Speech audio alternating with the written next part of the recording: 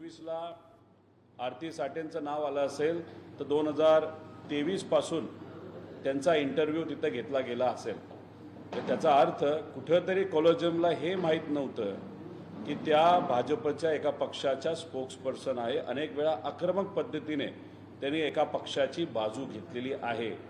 तर आम्हाला सुप्रीम कोर्टचे जे CJ आहेत त्यांना विनंती करायची आहे की आपण एकदा परत आरती साठे यांची जज म्हणून जी काही नियुक्ती करण्याचा प्रस्ताव तुम्ही केंद्र सरकारला पाठवलेला आहे तो थांबवावा.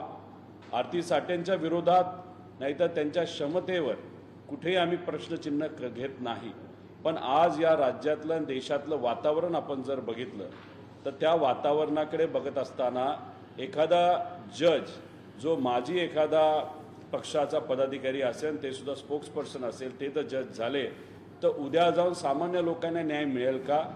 आम्ही सर्वजण सरकारच्या विरोधात सातत्याने बोलत असतो, आमचे कार्यकर्ते बोलत असतात, आणि मग आमची एखादी केस जर त्या वकिलांच्या समोर गेली तर आम्हाला न्याय मिळेल का? त्याच्याचबरोबर सरकारच्या विरोधातला एखादा मुद्दा असू शकतो, तो कुठलाही असेल. समजा आता कोल्हापूरमध्ये जी गजलक्ष्मी म्हणजे हत्तीची केस सुरू आहे, तो विषय समजा त्या जजच्या समोर गेला आणि सरकारला तो हत्ती एखाद्या प्रायव्हेट कंपनीला द्यायचाच असेल तर तिथे असणारे जे काही मठ आहे नाहीतर जो काही देवस्थान आहे त्यांना न्याय मिळणार का?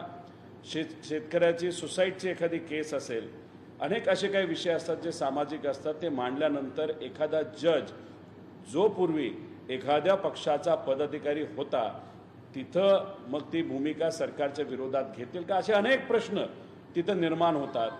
काही लोक म्हणतायत की पूर्वी काही लोकांची नियुक्ती अशा पद्धतीने झाली होती आणि मग पूर्वी जे झालं आणि आत्ता जे होते याच्यामध्ये फरक काय? मला त्यांना एवढंच सांगायचं आहे, पूर्वीच्या काळामध्ये इलेक्शन कमिशन आपण जर बघितलं त्याच्यावर कुणीही आक्षेप घेत नव्हतं. कुणी असं म्हणत नव्हतं की इलेक्शन कमिशन हे एका पक्षाचं भूमिका घेते ना तर बाजू घेते. ती स्वायत्त संस्था आहे. आणि आज इलेक्शन कमिशनकडे आपण जर बघितलं तर अनेक वेळा असं आपल्या सगळ्यांना वाटतं, नाही तर आता असं म्हणलं जातं की या सरकार म्हणजे भाजपचं जे सरकार आहे त्या सरकारची एक बाहुली म्हणून इलेक्शन कमिशन तिथं त्या ठिकाणी काम करते. म्हणजे परिस्थिती बदलली, वातावरण बदललेलं, राजकारणाची स्थिती त्या ठिकाणी बदललेली आहे. त्यामुळे आरती साठेंची नियुक्ती जर जज म्हणून झाली तर उद्या जाऊन जे आपलं न्यायव्यवस्था आहे, ज्याला आपण एक स्तंभ समजतो आपल्या लोकशाहीचा, त्याच्यामध्ये अशा पद्धतीने नियुक्त्या झाल्या तर उद्या लोक शंका घेऊ शकतात. आणि आज या नियुक्तीवर लोक शंका घेत असतील तर मला असं वाटतं आणि आम्हा सगळ्यांना असं वाटतं की या बाबतीत सरकारने आणि आपले CJ जे आहेत त्यांनी त्या बाबतीत योग्य असा निर्णय घेऊन हे नाव वगळावं अशी विनंती आम्ही सर्वजण तिथं करत आहोत. काही प्रश्न?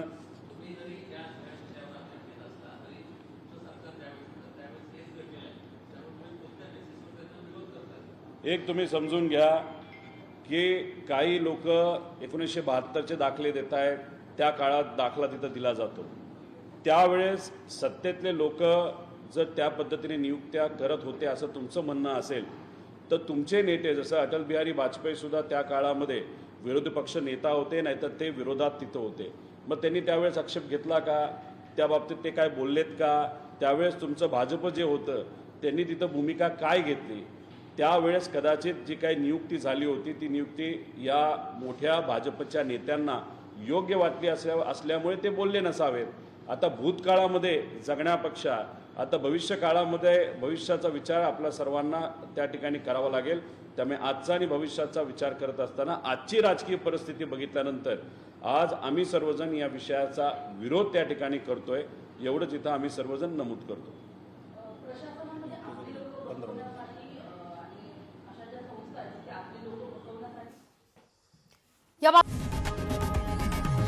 लोकशाही मराठी ऐका, पहा, जागरूक रहा.